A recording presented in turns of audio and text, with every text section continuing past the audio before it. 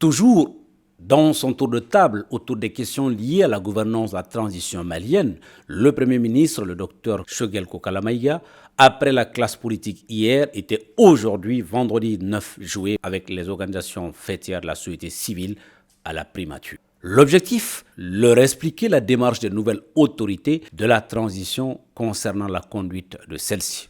Après avoir dégagé les objectifs qui se sont fixés, le chef du gouvernement a fait l'état des lieux depuis sa nomination jusqu'à maintenant.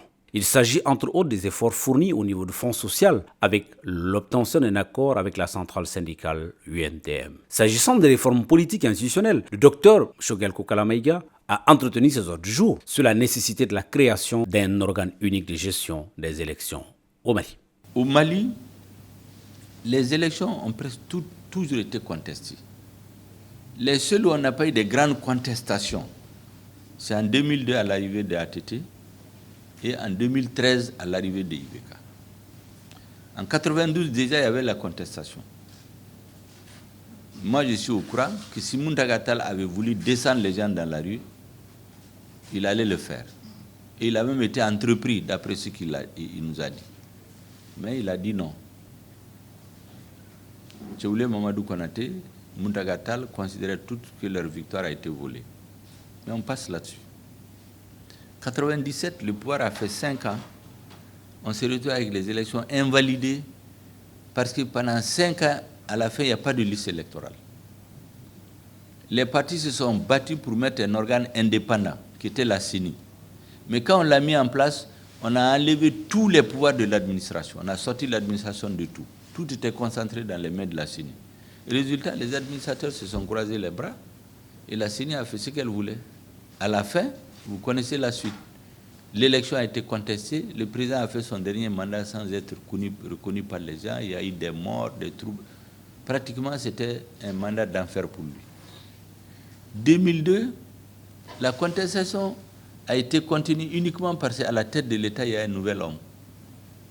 Moi, j'étais bien placé parce qu'on sait qu'il y a plus de 800 000 votes, 500 000 votes, d'après certaines infos, qui ont été invalidés chez un candidat pour le déclasser.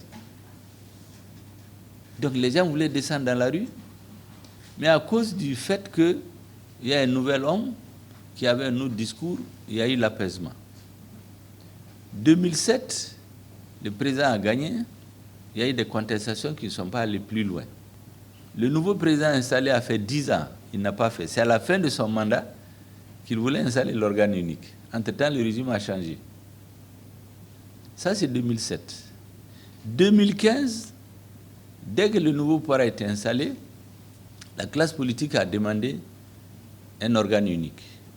Donc 2002, 2010, 2015.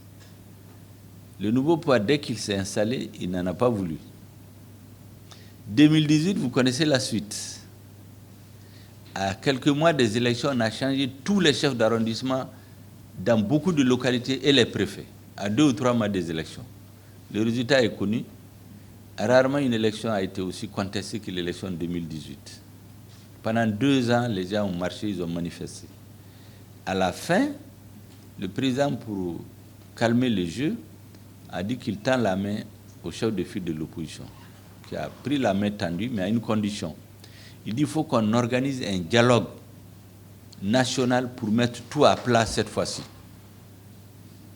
On met tout à plat pour finir avec ces contestations des élections, pour finir avec cette façon de gérer le pays. La même classe politique qui disait hier qu'il faut l'organe, une partie de cette classe politique est venue dire qu'elle ne veut plus de l'organe. Il faut la mettre après les élections. Et la presse a pris ça pour dire que le Premier ministre et le ministre ne parlent pas le même langage. Que le Premier ministre est désavoué et ceci et cela. Mais on a recadré tout le monde. Hier, j'ai fait une réunion de 5 heures avec eux.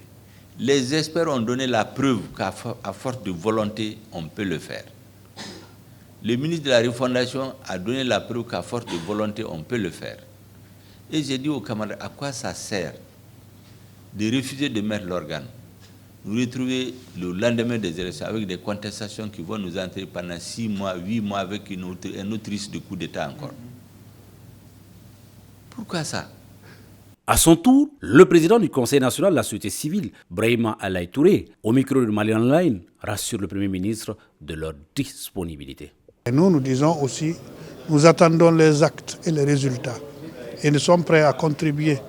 Nous l'avons déjà renouvelé, notre accompagnement, notre soutien, tout notre soutien sans embâche, parce qu'il s'agit de sortir notre pays de cette transition pour rentrer dans le concert des pays, des nations.